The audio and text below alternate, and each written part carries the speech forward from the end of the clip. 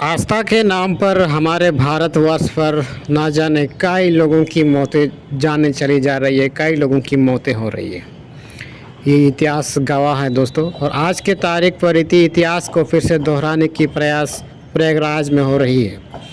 पिछले कई दशक से तीर्थ यात्रियों को जिस तरीक़ा से मौत के घाट उतारने वाली ये हिंदू परंपरा, हिंदू रीति रिवाज हमारे भारतवासियों को समझना पड़ेगा। तीर्थ यात्रियों को किस तरह से मौत के घाट उतार रहे हैं, ये डोंगी बाबाओं को भी ये समझना होगा। और इस बात से उनको अंदाज़ा लग जाना चाहिए कि हमारे भारतवर्ष पर आस्था विश्वास पर कितना खतरनाक साबित हो रही है। आज की तारीख पर इस घटना को प्रयागराज की मेला आयोजनकर्ताओं के द्वारा दबाया जा रहा है, छुपाया जा रहा है। जिस तरीक़ा से जो मरने वालों की संख्या 30 बताई जा रही है, घायल होने की संख्या 90 बताई जा रही है, लेकिन कुछ रिपोर्ट वीडियो फुटेज से आप अंदाज़ा लगा सकते हैं, उसकी कपड़े से अंदाज़ा लगा सकते हैं, उसकी चप्पल से अंदाज़ा लगा सकते हैं कुछ इलाके पर कितने हताहत हो गई थी। क्योंकि इतनी सारी भगदड़ क्या होती है ना, बहुत सारी घटना ऐसे भी होती है हमारे भारतवर्ष पर। उस बदनामी को छुपाने के लिए लाशों को दबा दिया जाता है, छुपा दिया जाता है, उस चीज़ों को दरकिनार करके सबूत को मिटा दिया जाता है ताकि दुनिया के सामने ना आ सके। ऐसा ही कुछ घटना प्रयागराज पर भी की जा रही है। इस तरह इस ओर भी हमारे भारतीय लोगों को आकर्षित करने की आवश्यकता है, उनके अपने ध्यान को।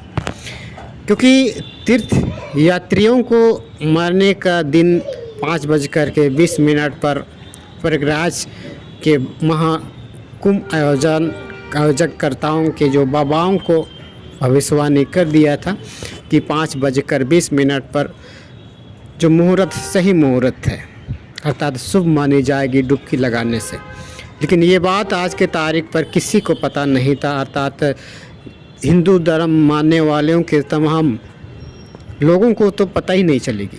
क्योंकि उन बाबाओं को पता तक नहीं चली थी कि 5:20 पर तीर्थ यात्रियों को, श्रद्धालुओं को मौत से घाट उतार दिए जाएंगे। हालांकि आज के तारीख पर इस बात से लोग कहने से घबराते हैं क्योंकि आस्था से जुड़ी हुई है। क्योंकि आस्था के नाम पर अगर कोई मर भी जाता है तो उसका कोई किसी तरह का बातें चर्चा नहीं होगी। लेकिन सवाल तब उठ रही है कि प्रशासन उस विधि व्यवस्था पर कायम क्यों नहीं रखी, उस व्यवस्था को किस तरह से सुचारू ढंग से चलाई गई थी, सवाल उठ पर उठ रही है। क्योंकि आपको इस बात से भी समझना होगा कि अगर उस स्थल पर आस्था का कोई अगर चीज़ थी, विश्वास के नाम पर अगर कोई बातें थी, तो फिर 144 साल बाद दोस्तों इस घटना से हमें ऐसा लग रहा है कि आने वाले 144 साल बाद भी लोग मरने से कोई नहीं रोक सकती है, कोई नहीं रोक सकती है। क्योंकि आज की तारीख पर तीर्थ यात्रियों को जिस तरह के प्रयागराज जो धार्मिक स्थल कहा जाता है, ये एक पर्यटक स्थल है। सरकार की विधि विधान के अनुसार, सरकार की रजिस्ट्री, सरकार की लेखा जोखा पर ऐसे जगहों को हम पर्यटक स्थल मानते हैं, तीर्थ स्थल मानते हैं। और ऐसे तीर्थ यात्रियों को मौत के घाट उतारने वाले सबसे बड़ा जिम्मेवारी यही बाबा लोग हैं, जो अपने लोगों को बचाने का तो छोड़िए, लेकिन इन सारे लोगों को भी जो फकंडवाद के पीछे घूम रहे हैं, ऐसे लोगों को मौत के घाट उतारने में यही सबसे बड़ा जिम्मेवार यही बाबा लोग हैं। लेकिन हमारे भोले भाले भारतीयों को ये बात समझ में नहीं आएगी। आस्था के नाम पर हमारे भारतवर्ष पर ना जाने कई लोगों की जानें चली जा रही है। कई लोग डूब के मरने से चले जा रहे हैं, कई लोग करंट लगने से मरने पर चले जा रहे हैं, मरते जा रहे हैं, कई लोग धंसने पर चले जाते हैं, मरने धंस जाते हैं, कई लोग पानी में डूब के, कई लोग करंट पर, कहीं बस मोटर वाहन से मारे जा रहे हैं। लेकिन इसका कोई आंकड़ा नहीं है। जिस दिन ये आंकड़ा सरकार को डेटा दुनिया के सामने जो फेस करेगी, उस दिन ये धार्मिक आस्था के नाम पर धरे का धरे रह जाएगी। और सबसे बड़ी बात यह है दोस्तों कि जो मरने वाले, जो महाकुंभ पर जितने भी जो जिनके परिवार परिजन जो मारे गए, ये लोग गरीब शोषित दावित थे, अनपढ़ थे, गंवार थे, उनको कोई किसी तरह का पता नहीं था। लेकिन किसी के बहकावे में आकर के ये लोग 5:20 पर कह दे दिया गया था कि डुबकी मारने से पुण्य कमाएंगे, तमाम तरीक़ा की ढांकसोला सुनाई गई। लेकिन सबसे बड़ा सवाल ये है दोस्तों, अगर पुण्य ही कमाना ही है, क्या उस स्थल पर डुबकी लगाने से पुण्य कमाई सकती है? आज कुछ मीडिया रिपोर्ट के अनुसार कुछ ये बताया जा रहा है कि 2 करोड़ लोगों ने डुबकी लगा चुकी है। उन 2 करोड़ लोगों के पास कोई सबूत नहीं है, उनके पास कोई किसी तरह का प्रमाण नहीं है कि वो लोग कौन सी पुण्य कमाया है, उसके पास कोई सबूत नहीं है। लेकिन दुनिया के सामने बहुत बड़ा सबूत है दोस्तों, आस्था के नाम पर किस तरह से लोगों को मारने पर बेहोश किया जा रहा है, ये दुनिया देख रही है।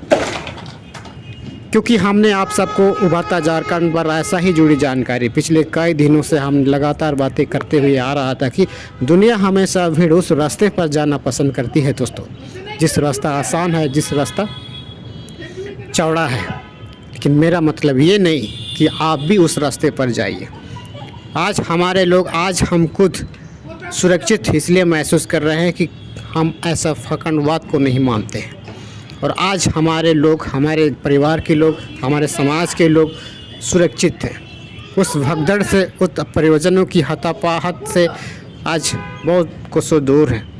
रोग भी लगते जा रहे हैं, रोते जा रहे हैं, क्या ना जाने दुनिया भर की समस्या उस फकंडवाद के पीछे लोगों को धकेल दिया गया है। लेकिन आज इसका जिम्मेवार कौन होगा?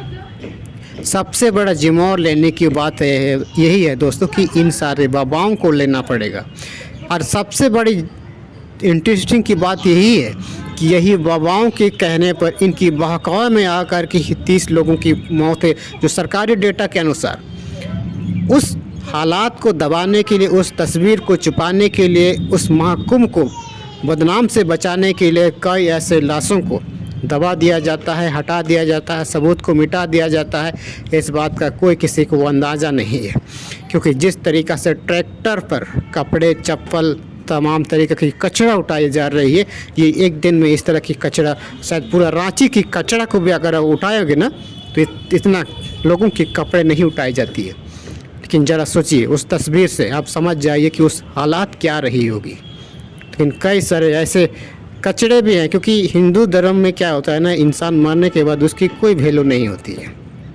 कचड़े के भाव में नदी में फेंक दिया जाता है, जला दिया जाता है, उसकी कोई भाव नहीं होती है। और उसी तर्क पर ही आज की तारीख पर महाकुंभ पर ये घटना फिर से दोहराने के प्रयास कर रहे हैं।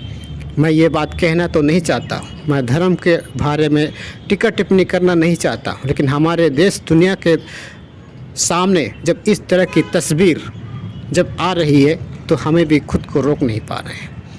लोग कितने भोले भाले लोगों, मासूम बच्चे, बूढ़े बुजुर्ग अंधविश्वास के भकाम में आकर के 5:20 पर लोग मारने के लिए लोग चले जाते हैं। ज़रा सोचिए।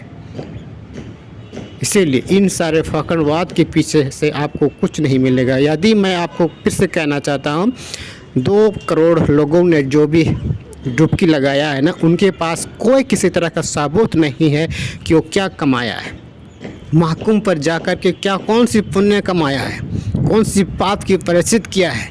उनके पास कोई सबूत नहीं है। लेकिन मेरे पास सबसे बड़ा सबूत ये है कि मैंने महकुम पर नहीं गया, आज मैं सुरक्षित हूँ, महफूज जगह पर हूँ, सुरक्षित महसूस कर रहा हूँ।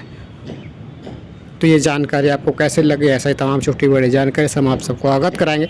अगर हमारी दी गई जानकारी से आप थोड़ा सा भी अच्छा लगा है तो इस वीडियो को शेयर कर दीजिए, क्योंकि हम इसी तरह से जुड़ी जानकारी आने वाले समय पर हम देते रहते हैं। धन्यवाद।